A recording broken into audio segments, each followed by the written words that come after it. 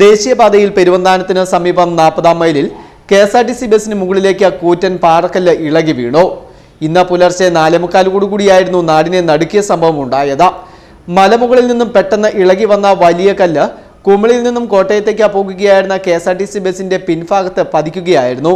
അപകടത്തിൽ ബസിന്റെ പിൻസീറ്റിൽ യാത്ര ചെയ്തിരുന്ന പള്ളിക്കത്തോട് സ്വദേശിയായ രാജുവിന് പരിക്കേറ്റു.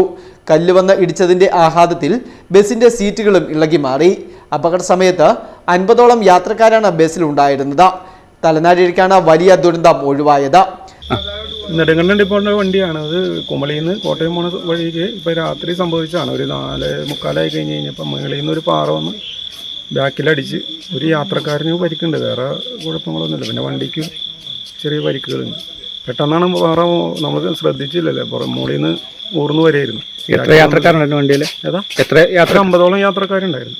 ഒരാൾക്ക് ചെറിയ പരിക്കുണ്ട്. അയാളെ കൊണ്ട് കണ്ടക്ടർ ഹോസ്പിറ്റലിൽ പോയേക്കാണ്. അതിരാവിലെ ആയതിനാൽ റോഡിൽ മറ്റ് വാഹനങ്ങളും തിരക്കും കുറവായിരുന്നു. അപകട സമയത്ത് ബസിന് തൊട്ടുപിന്നിൽ മറ്റ് വാഹനങ്ങൾ ഇല്ലാത്തതും അപകടത്തിന്റെ വ്യാപ്തി കുറച്ചു. പാറക്കല്ല് റോഡിലേക്ക് വീണതിനെ തുടർന്ന് റോഡിൽ ഭാഗികമായി ഗതാഗതവും തടസ്സപ്പെട്ടു. സംഭവം അറിഞ്ഞ ഉടൻ തന്നെ പെരുവന്താനം പോലീസും ഹൈവേ പോലീസും സ്ഥലത്തെത്തി റോഡിൽ വീണ കല്ലുകൾ നീക്കം ചെയ്ത ഗതാഗതം പുനഃസ്ഥാപിച്ചു. Fest news, Mundakayam.